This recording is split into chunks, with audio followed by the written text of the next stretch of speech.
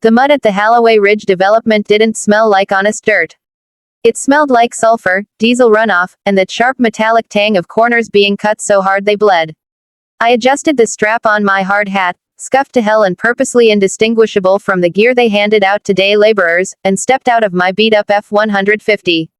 Western Pennsylvania air usually bites this time of year. Today, it just felt heavy, like a wet wool blanket draped over a crime scene.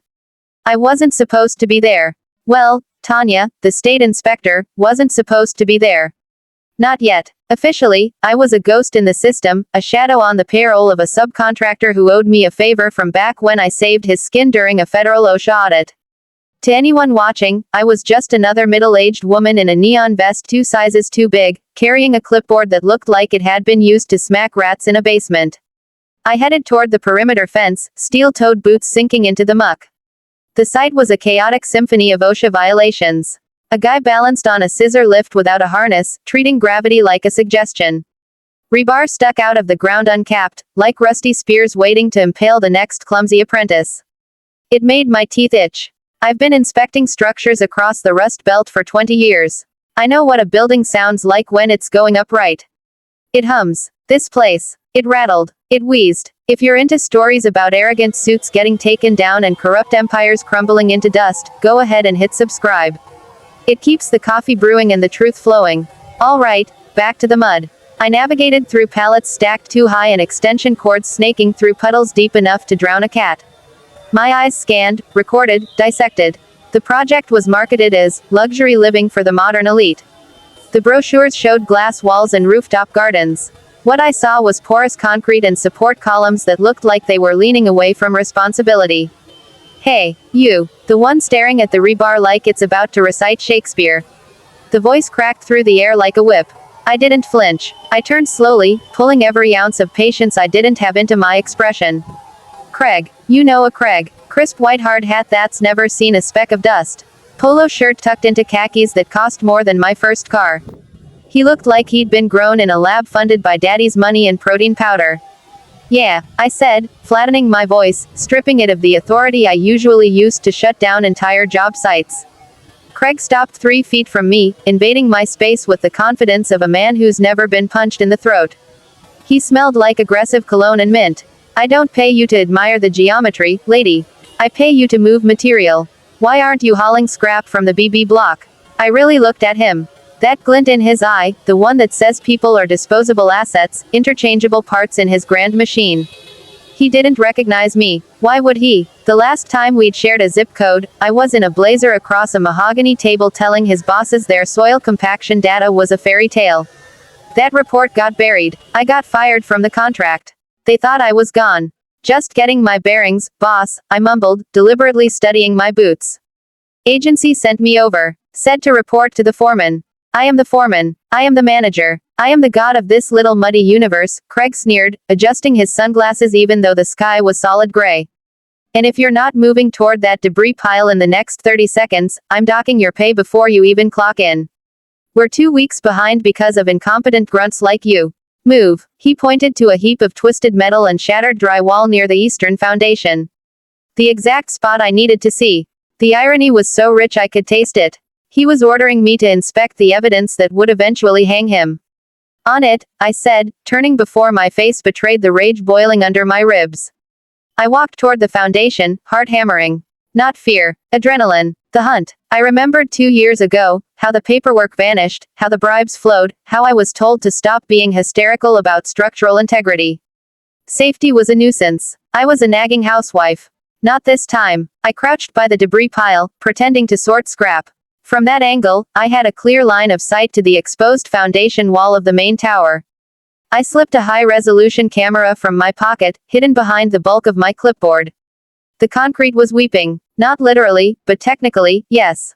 Efflorescence. White, salty streaks running down the gray surface. Water was moving through the slab. That meant the waterproofing was botched, or non-existent.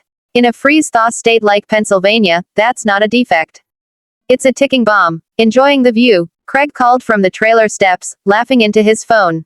Just looking for the good stuff, I whispered to myself, snapping a photo of a hairline fracture zigzagging like lightning near the footer. Keep laughing, pretty boy. I'm just here to measure the coffin. The deeper I moved into the site, the more it felt like a graveyard that hadn't been filled yet. The damp cold settled into my bones, a familiar ache from 20 years of crawling through crawl spaces and arguing with men who thought code compliance was a liberal suggestion from Harrisburg.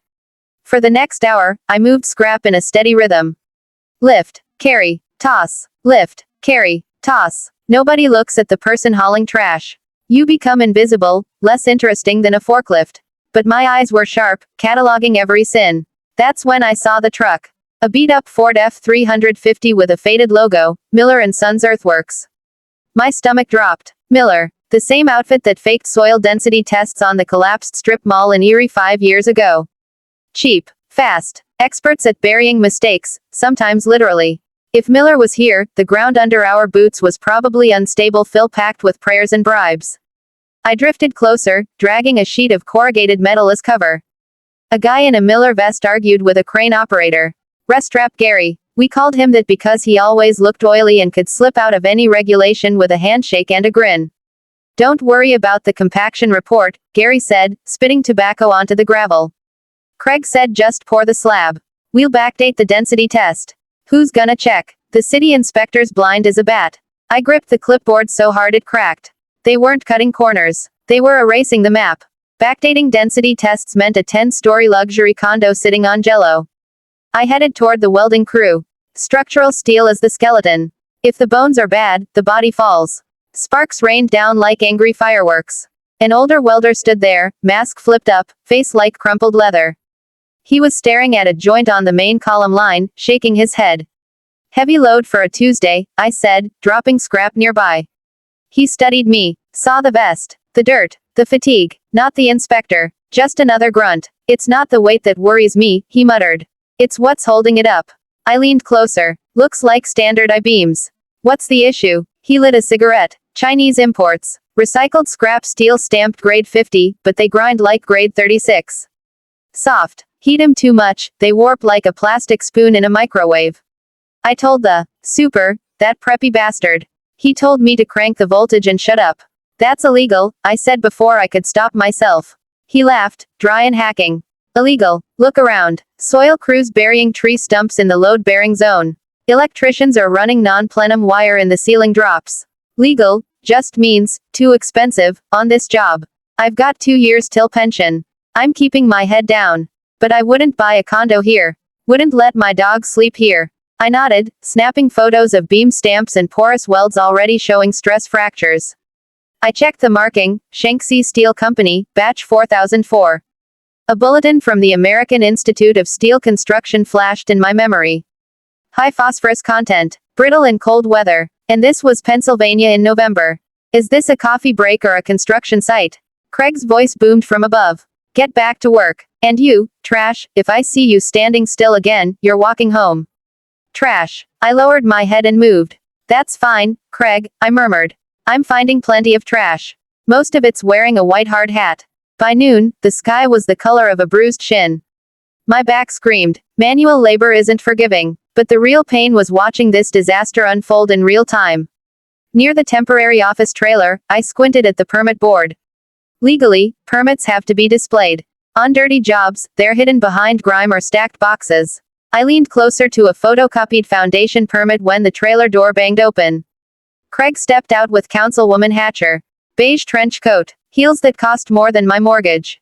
The face of the Revitalize Our Ridge campaign. Her smile didn't reach her eyes. Craig, the investors are nervous, she said. The ribbon cutting's in 10 days. The mayor's coming. The press is coming. If the shell isn't closed, it'll be done, Craig purred. We're fast-tracking structural sign-offs. Fast-tracking, properly. It means paperwork is fluid, he said. Don't worry about the details, Linda. Worry about the hors d'oeuvres. I must have leaned too close. Craig's head snapped toward me. You again. Every head turned. He stormed down the steps, face red. What is your obsession with standing around? Are you deaf or stupid?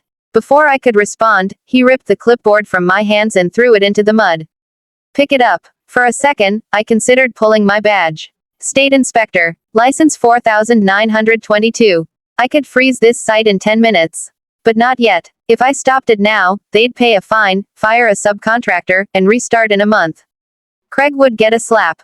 Hatcher would claim ignorance. I needed the kill shot. Pick it up, he repeated. Slowly, I bent down. My knees cracked. Sorry, sir, I said quietly.